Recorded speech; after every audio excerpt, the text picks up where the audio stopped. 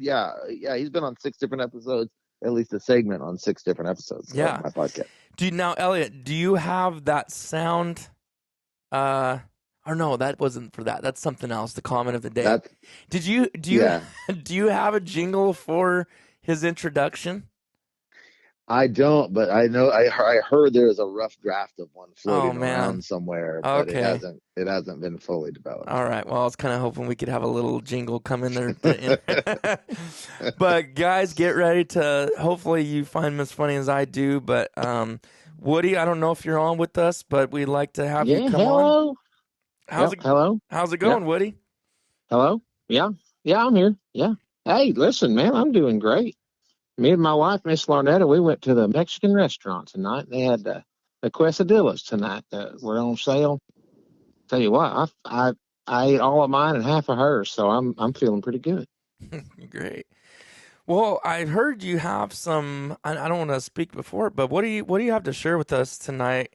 I heard some Californian stuff maybe floating around. I'm not sure what you had on the agenda. Well, yeah. Elliot told me that he was kind of interested in my top 5 countdowns, and so I had one that I'd been working on, so I figured I'd share it with you tonight. It's before I get to it though, I want to ask you that are you one of them sub gauge fellers? Because I tell you what, I'm about sick to the.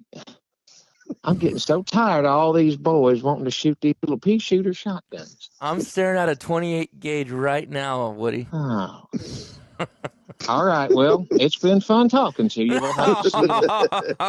Here we go. Lord have mercy. What in the world do y'all have against a regular shotgun? Why you got to go shoot some Frenchy? You may have heard of my buddy Lynn Parsons. He and I, we've been best friends since we was little, and for some reason, I don't really know why, but years ago, this is about the only experience I've ever had. And where I'm come from, we just don't mess with them sub-gauge shotguns because we like to kill stuff. We don't just want to make noise. Anyway, Lynn, one morning we was sitting there in the duck line, and I heard fabric tearing, and it was just getting time to start shooting. I said, Lynn Parsons, did you rip your waders? He said, no, Robert, I didn't rip. Oh, I'm sorry. He said, I did not rip my waders. Now, I said, well, are you tearing up another pair of underwear? Did you forget your toilet paper again? He said, no, I didn't forget. He said, it's duct tape.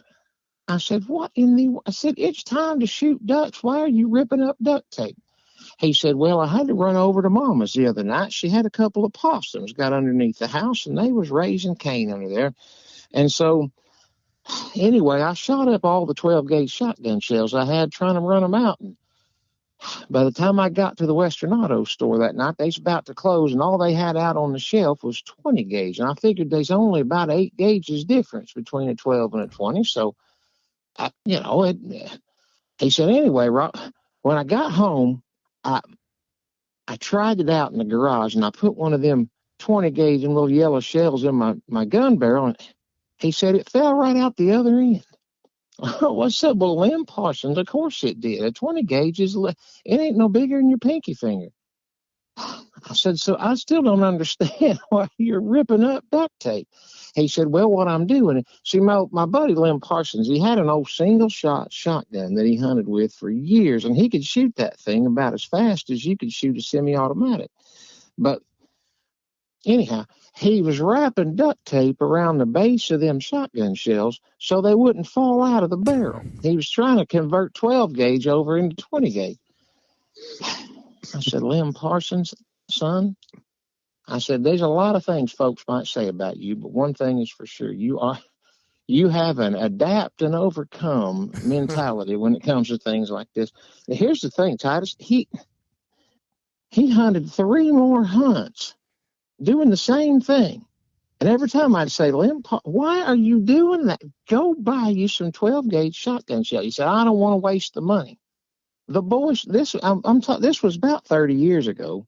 You know, shotgun shell, you probably don't know, because you probably weren't born back then. Me and Elliot do. Shotgun shells were so cheap back then. he spent $9 worth of duct tape to save $3 worth of shotgun shells.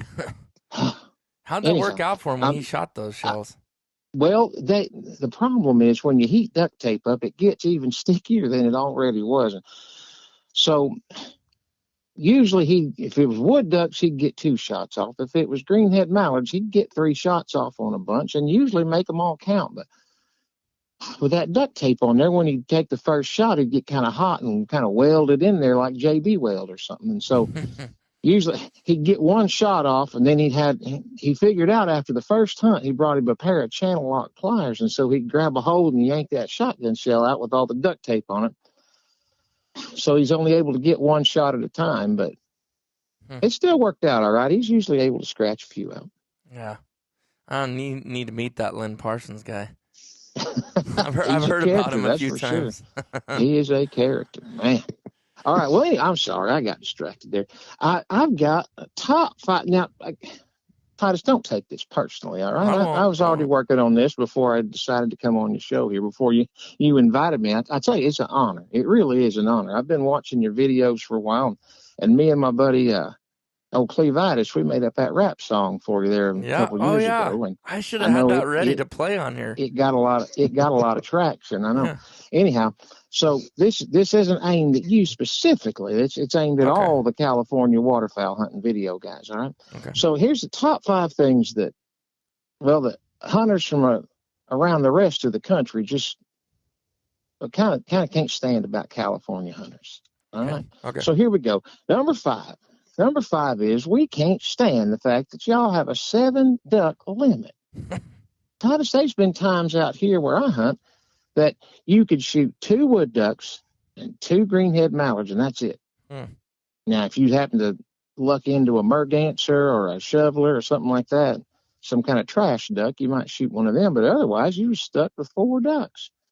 Now, it's got a little better, but still we ain't. My point is, why don't y'all save a few for the rest of us? Number 4, top 5 things we can't stand about California hunters, and that's toolies. What on God's green earth is a toolie? Is it a cattail or a bulrush or a buckbrush? Now, I've heard them Michigan fellas up there, they talk about them phragmites, and I don't really know what that is either, but I think it's got something to do with a bog. But what can you describe it for me? I hate to get distracted again, but what is a toolie? Well, I mean, I'm not no biologist, but I mean, I'm trying to think what I guess it'd be compared to like what you guys have, like a bulrush or something. I mean, it's just a grassy. Well, let's put it this way: at the beginning of our season, they're green. I mean, they're full of water. They're green, lush. They've got that water. They're tall. Probably, if you're standing out in the marsh, they could be upwards of 8-9 feet tall. Just really long, thick stem like. And then as the season progresses, even though it's in water still, they end up dying. And they turn tan, a light tan. By the end of the season, everything's tan. No more green anymore. So basically, at the beginning of the season, it's green, green, green. And then at the end of the season, everything is tan. Like, no, I'm not going to say brown. It's literally tan. So that's the way I would describe a toolie. And we get up in there and hide up in the toolies. I not to get you sidetracked there either, Woody, but when you said trash duck on a spoonie or a shoveler, what did you exactly mean there? What are you talking Lord about? Have mercy sakes alive. Don't tell me. Oh, that's the king of California right there. Yeah. Yeah. You never ate it. That's why y'all elect a governor like you got. That's exactly right. Right there. Anybody that'll shoot a spoon. I will agree with you. I will. There is a problem there. Okay. Well, I didn't want to pull you off. All right. Well, that doesn't explain nothing. But anyway. Number 3. The abundance of pintails. Y'all shoot pintails like we shoot starlings out here. I don't understand it. I'll tell you, I've hunted since I was about 8 years old. I've shot 2 pintails in my entire life. Now, that still puts me 2 ahead of old Jordan Fromer. But I've killed 2 pintails in my entire life. And one of them, a dog chewed up because the fella I had hunting with me wasn't worth his salt and didn't take care of his dog. And the second one, well, it blew across the lake in the opposite direction. And when me and Lynn went to get the boat, It was one of them real cold days, and the boat was froze to the bank. By the time we busted the boat loose, it cracked the bottom of the boat. We wasn't able. Anyhow, I ain't never really got to lay my hands on a real good-looking bull sprig pintail. And y'all, like I said, y'all shoot them out there like they're just a nuisance or something. Yeah. Again, why don't you save some stuff for the rest of us? All right, number 2. Let's move on before I get too upset here. Number 2 is reses. The only thing worse than a Thule is a resi. What is a res? Is it a reservation? Is it a reservoir? Is it residential? What is a resi? Can you explain that to me? Yeah, a reservation. Oh, that's funny. A reservation is where you basically pay $1.34 per hunt day per refuge that you choose. So you can say if there's 50 different refuges, hunt refuges, you put in $1.34 per day per hunt refuge to possibly get a reservation with a number of 1 through 20 or 1 through 50, where that's your entrance into that refuge. So you'd be the first person in, second person in, so on and so forth. So that's what Golly Moses. Yeah. What a headache. Yeah, it is. Hey, and y'all must, to make you feel better, I guess y'all deserve a 7-duck limit if you're going to have to put up with that kind of garbage. Yeah. And to tell you the truth, I just did a podcast episode on that, and you will put in your odds for the worst place is like a 1 in 14 chance of even drawing. Nobody even wants to hunt that, and you still have a 1 in 14 chance. So the best place, the hardest place to draw is a 1 in 250. So Woody, you might as well put in for the lottery before you try to put in for a resi out here in California. No, thank you. No, thank you. All right, that brings us to number 1 of the top 5 reasons that people can't stand California hunters. I got to be real honest. This one's just the green-eyed monster of jealousy, just like pretty much all the rest of them. Which I tell you, I had no idea when I started out hunting years ago that California had. Well, I didn't even think they allowed guns out there, except for, in the cities and stuff. But anyway, I had no idea that y'all shot ducks and geese and all the other kind of stuff. But I tell you, in all the years I've hunted, I have never even seen a cinnamon teal. And again, between the pintails and the cinnamon teal, yeah, I've just never seen such a thing in my life. And so I think a lot of hunters are pretty jealous of the fact that they might see one cinnamon teal fly by their entire hunting career. Y'all get tired of shooting them and start looking for shovelers or something like that.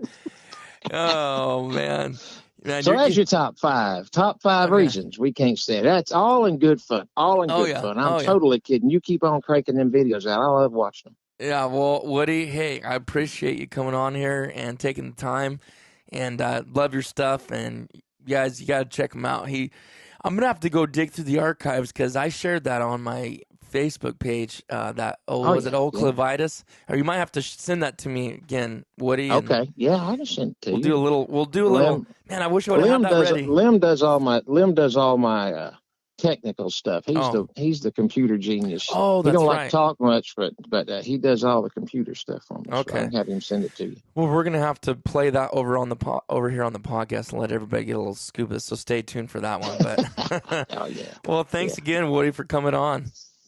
Listen, anytime, brother, anytime. And I want to tell you something else.